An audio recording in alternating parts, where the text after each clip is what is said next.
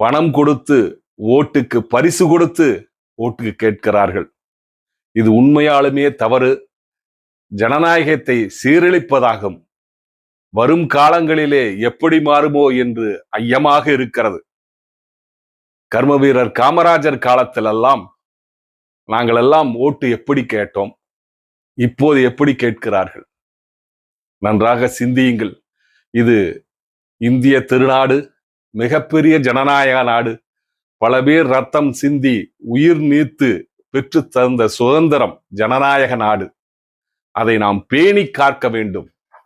தற்போது ஆட்சிக்கு மட்டும் வந்துவிட்டால் போதும் என்று ஜனநாயகத்தை மீறி பணம் கொடுத்து வாக்கு கேட்கும் வேட்பாளர்களுக்கு ஓட்டுக்கு விலை போகாதீர்கள். கொடுப்பதும் குற்றம், அதை வாங்குவதும் குற்றம்.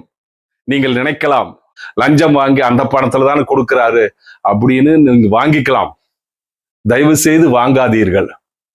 என்னைக்குமே இது போல கெட்டவைகள் எல்லாம் சேர சேர கெட்ட விளைவுகள் அதிகமாக வரும். நாம் துணிந்து அதை மறுக்க வேண்டும். எங்க வீட்டுக்கெல்லாம் இதுவரைக்கும் யாருமே பரிசும் பணமும் கொண்டு வந்ததே இல்லை. ஏனென்றால் என்னை பற்றியும் எங்களது குடும்பத்தை பற்றியும் நன்றாக தெரிந்து வைத்திருக்கிறார்கள் இந்த அரசியல்வாதிகள். நீங்களும் அதுபோல ஜனநாயகத்தை காக்க இந்த இந்திய நாட்டின் உண்மை குடிமகனா இருக்க ஓட்டுக்கு பரிசும் பணமும் வாங்காதீர்கள் என்று தாழ்மையாக கேட்டுக்கொள்கிறேன். அதே மாதிரி சில பேர் ஓட்டு போடவே போறதில்லை, தன்னுடைய ஜனநாயக கடமையை நிறைவேற்றதில்லை. அவங்கெல்லாம் எப்படி இந்த நாட்டில் வாழ முடியும்?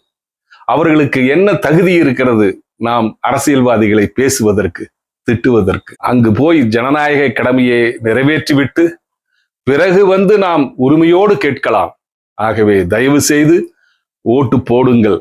அப்போதுதான் நமது ஜனநாயகம் காக்கப்படும். தொடர்ந்து ஜனநாயகத்திலே நாம் வழிநடத்தி செல்ல முடியும்.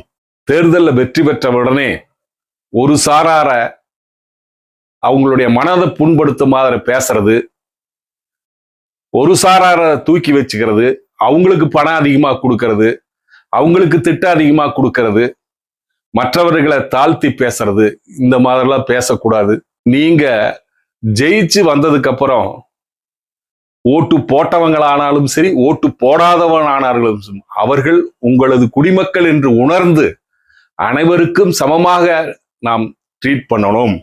நீங்க வாக்காளர் அடையாள அட்டை இல்லாமலும் வேறு ஆவணங்களை காண்பித்து வாக்களிக்க முடியும்.